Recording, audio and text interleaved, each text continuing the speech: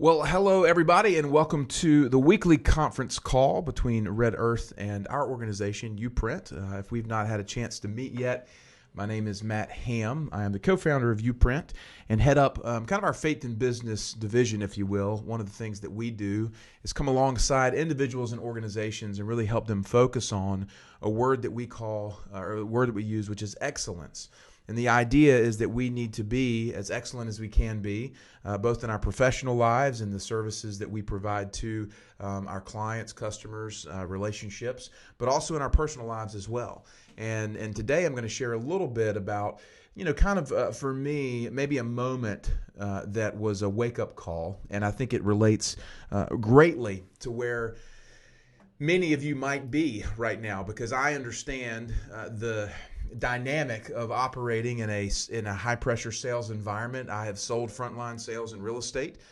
We've actually had my own insurance agency for a while in a very competitive environment there. So I'm bringing a lot of this experience to the table to share with you guys, to maybe not make the same mistakes that I did when I was growing up in this business of sales and trying to raise a family and all the above and not doing it very well. So we're going to learn from those lumps today. But I appreciate you guys taking the time. We do this every Tuesday at 11 a.m. Eastern Standard Time. John and the Red Earth team is making a big investment in your holistic development as a team, and I'm here to walk with you guys in any way, shape, or form that I can, including one-to-one conversations if needed. So feel free to email me, and even if you're working through an issue, maybe it's something that somebody else is going through, so we could talk about that in one of the conference calls even. So don't hesitate to reach out. But today, we are diving into what I have titled today's conference call is Priorities, Delegation, and Focus. Priorities, delegation, and focus. Now, what I try to do is lean on and learn from the feedback that I'm getting from the field. Because what good is it for me to be talking about something that has no interest to you guys or where you guys are? But what we're seeing right now is it's a very busy environment. We have a lot of neighborhoods that are getting a lot of traction, a lot of customers, a lot of folks diving in, and that's just the way it goes. Once that ball starts rolling, the energy, the momentum, it's a very good thing to have a lot of different opportunities, as I'll call them, surrounding us. But the challenge is not seeing them as opportunities. We see them as challenges, and they may be. The point is how do we begin to prioritize those, delegate what needs delegating, and how do we begin to focus? Because what happens a lot of times when I work with people one-to-one or when I work with organizations is we're all doing great things. We're all doing our best, and we're all putting our heart into it, our best effort, all those kinds of things. But we still feel diluted, and we still feel spread thin. We feel stressed, and that can just accelerate until it gets to a point where it can be very, very unhealthy. And so it's not about the effort, and it's not about the quality. It's more about this concept of focus and priorities. So I'm going to be very vulnerable with you guys and share an experience from my own life, kind of the hard lesson that I had to learn.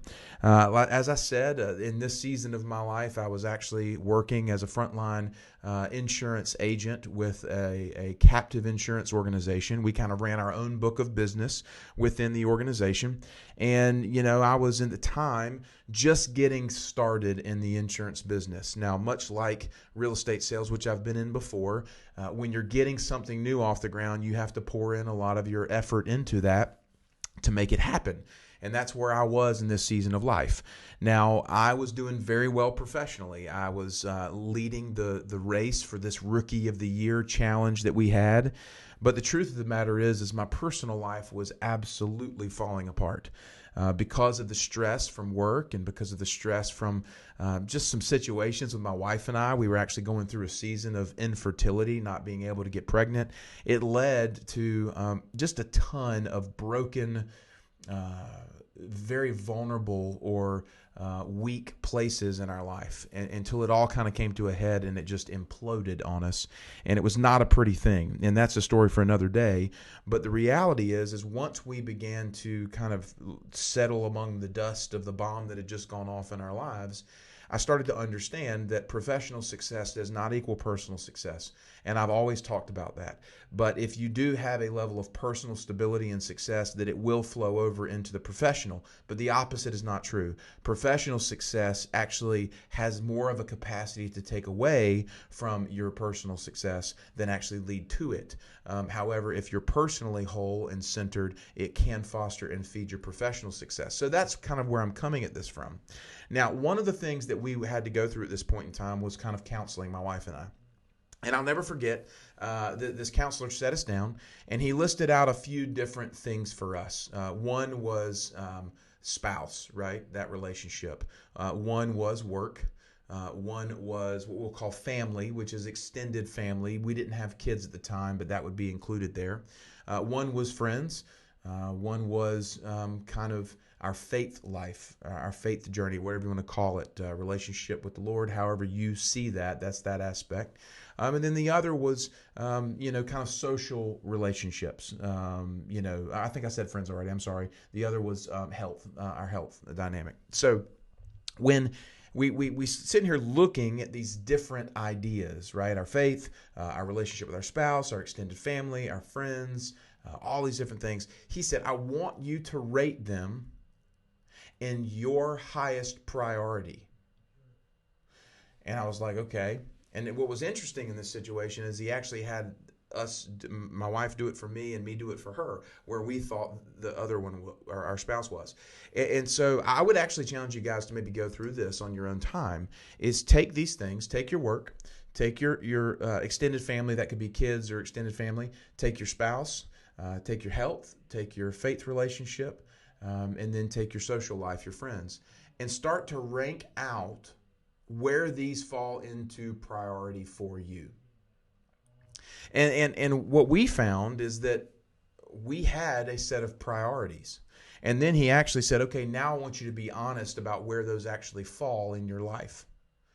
And so, for example, for my wife and I, we said that faith was the number one priority for us in our heart and in our mind's eye.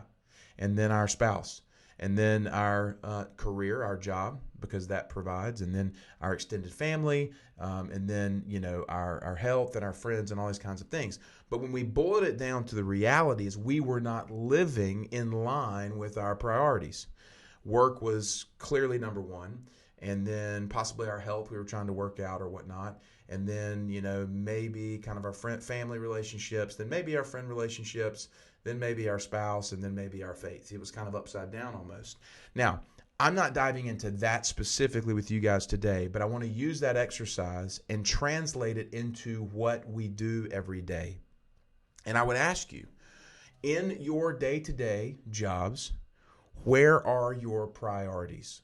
Now, it might sound counterintuitive because you're saying, hey, I'm just putting out fires as they come. I'm just dealing with these things as they pop up. But what I would tell you is you actually waste more time living outside of a priority structure than actually taking the time to set a priority structure. So often when I work with individuals, work with organizations, they do not have a consistent priority structure. Their priorities are out of line, and what is happening is their circumstances are dictating their priorities instead of their value system, okay, who they are, what they believe in, dictating their circumstances. Now, it's not to say that circumstances don't pop up, and sometimes we have to put out fires. Right now, I have one of my 5 children at home sick, and we're having to make arrangements because of schedule conflicts with my wife and my work schedule and so forth. So sometimes you cannot control, and so priorities have to be shifted. But my point being here is, if we do not have a mindset or an approach of how we come at our day, then we are just going to be reactive to our circumstances rather than proactive to who it is that we feel like we're supposed to be and our own value system. And if you live in that place long enough, you begin to slowly give yourself away to your circumstances, and that's what leads to stress, frustration, confusion, and all of the things that keep you off center of operating in your fullest and best potential, and in that word we go back to, which is excellence. Okay? So maybe you think, okay, well, that sounds like a good idea, Matt. Yeah, priorities, whatever. Got it. How do I actually begin to navigate this? So I've got 3 things today that I'm going to share with you, practical ideas that you can begin to take hold of your life and begin to align your value system, who you are, those things we listed out, with how you're actually living your day and setting your priorities straight, okay? So the first one is this, and you may have heard this before, but you have to give yourself permission to say no. So often when we're in sales, we become yes people. And what happens, or marketing, sales, I kind of lump it all in together. When we're working with consumers or customers or whoever it is you want to, however you want to phrase that, you automatically become a yes person to them. Here's what's the key about that is we have to have an understanding of what the market is demanding and asking of us, but then we get to be the ones that turn that back out to the market. So we want to hear where folks are. So we want to understand the questions that they have or their feedback, etc.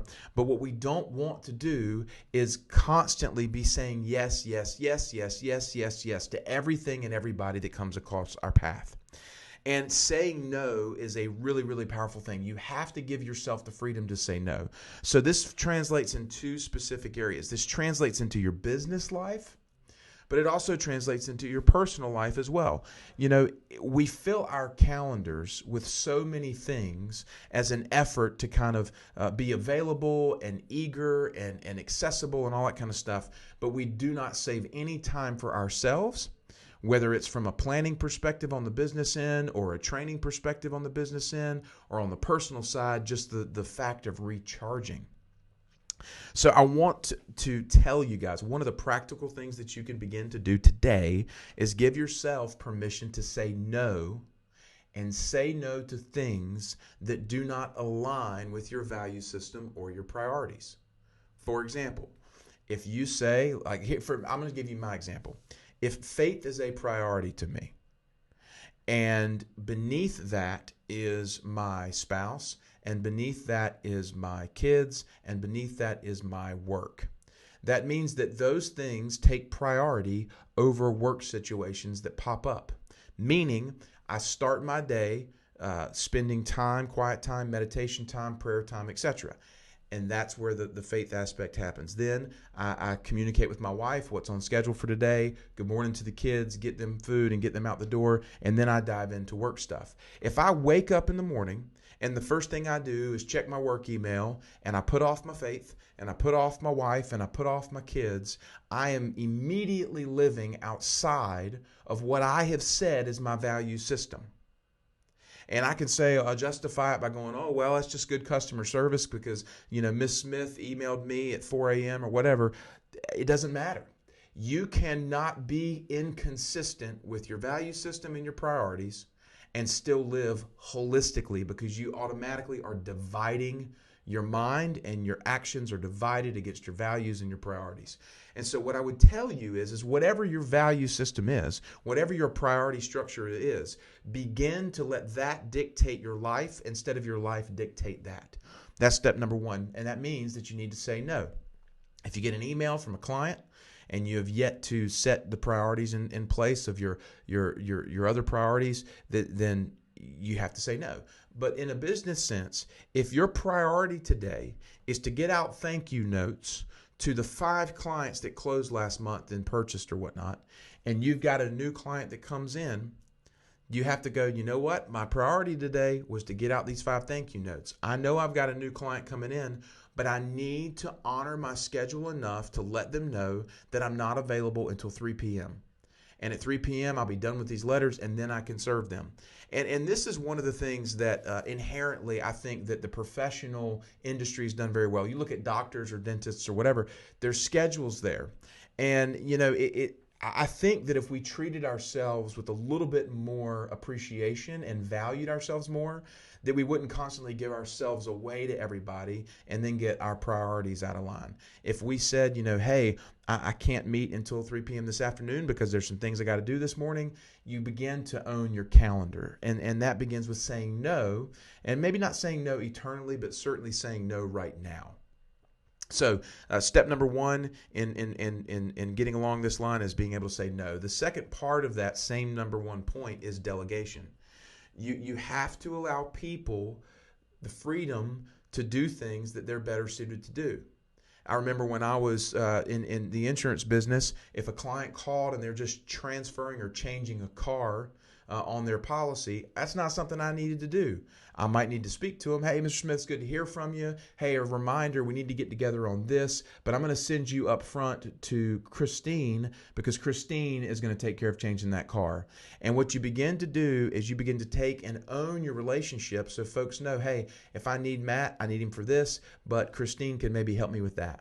And so that's where I think you guys would be better served. If there's folks in your office that can do things and take that burden off of you, even folks in our office. I mean, that's what this whole arrangement is about, is making sure you can delegate to the action items to people who are better suited to do those things, or say no to the things that aren't serving you. You can pick it up later, but say no to them right now.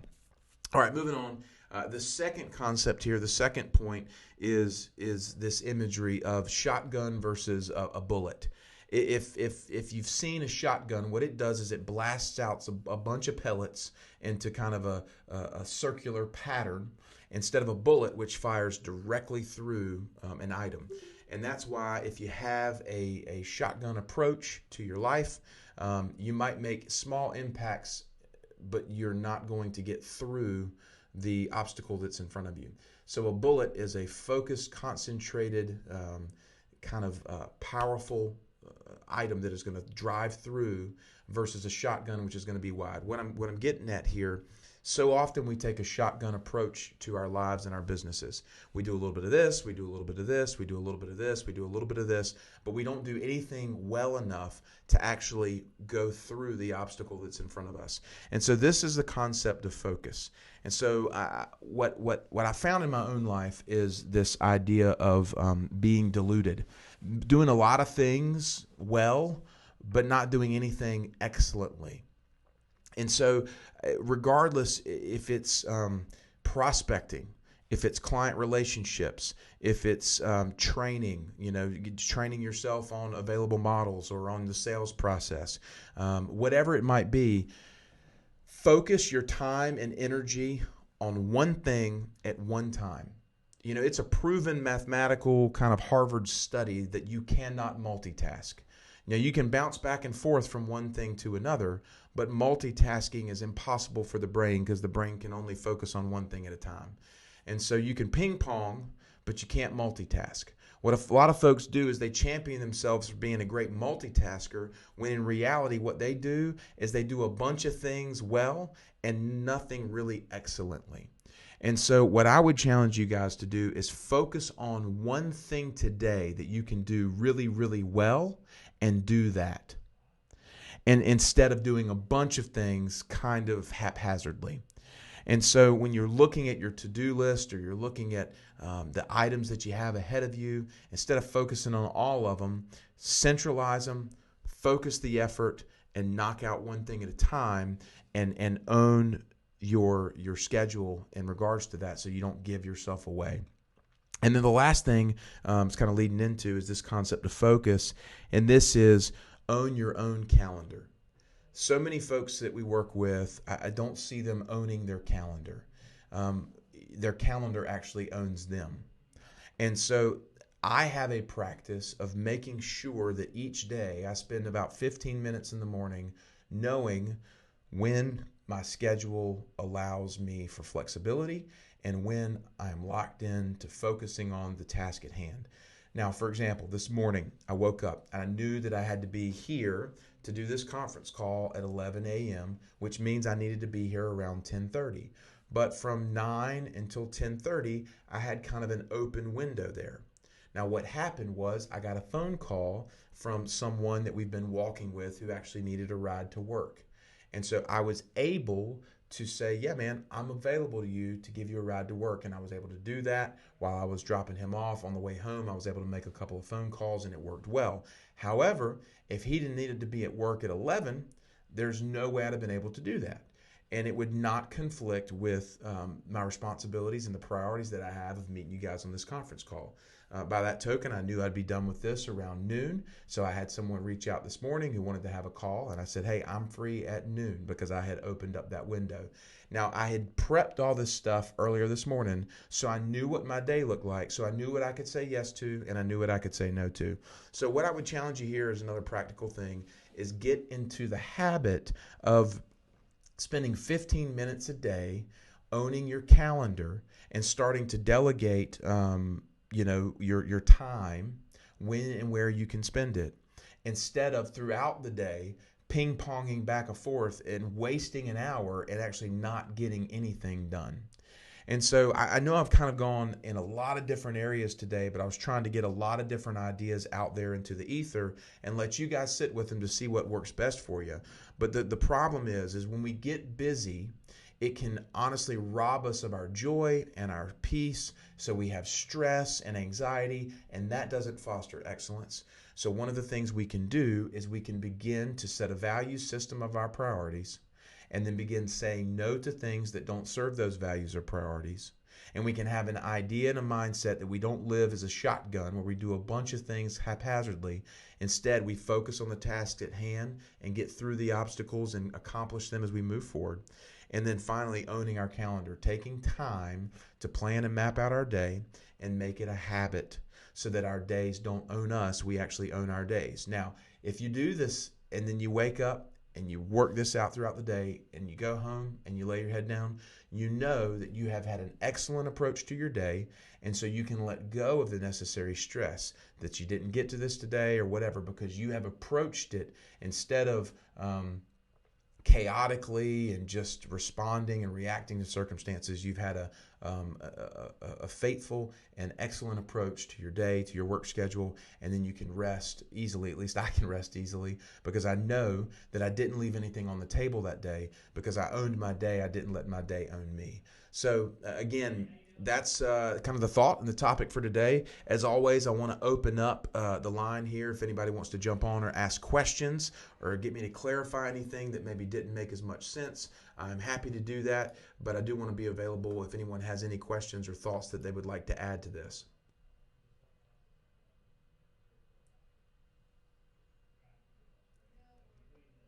Anybody want to come off mute? Anybody have any questions? Kim? Um, I didn't have a question, but I think I definitely struggle with trying to multitask. Sure. I don't think that any sales agent that works on site could ever say that they don't struggle with that because you're in the middle of something that's important and trying to make use of that downtime while someone's not in the model home in the most effective, efficient way. And then you get, going and doing your thing, and someone walks in, and you have to instantly turn that "I'm so excited you're walking in my door" attitude on when you were in this perfect zone of I'm doing something productive and you're so happy with something else, and it's a struggle. No, it definitely is. And thank you for sharing. And I know that reality. And I think that, understanding the dynamics in every individual neighborhood community is different, because if you're on duty and you're out front, meaning that you're taking the next client that walks in, it's really challenging. You do have to say yes to that. You can't tell them no, right? So you would, in my challenge or my encouragement would be, during those moments, try not to get into something that is going to be damaging if you walk away from it. Like, try not to get into something in that instance when you have to be on or you have to be on call or whatnot that you couldn't walk away from. And save those types of activities for a later time when maybe you're not on point or you're not on duty.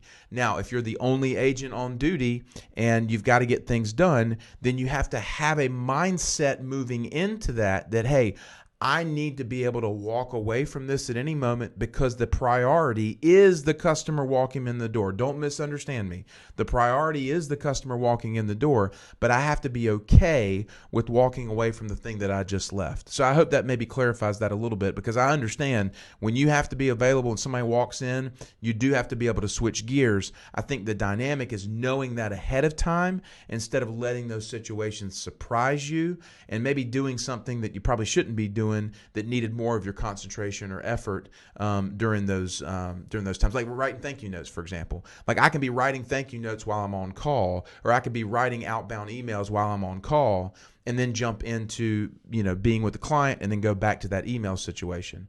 I see that as completely fine as long as you understand ahead of time how you want to approach it. Anybody else have anything they want to add, or any thoughts, anything to clarify?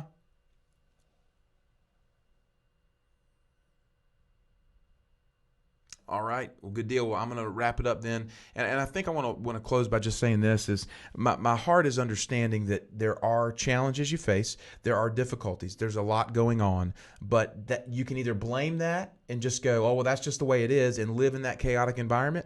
Or you can say, what can I do to better own my calendar, own my day, and own my time, set up a value system of who I am, what my priorities are, and then begin to do things that serve that instead of letting those things dictate who you are and how you spend your time. And so, again, this is coming from experience because I know what it feels like. And so I would just challenge you guys to spend the necessary time to think through this about your priorities, delegating topics, and then focusing your energy on things that serve who you are instead of just being reactive to everything that happens in your life. So again, guys, hope this helps in some way.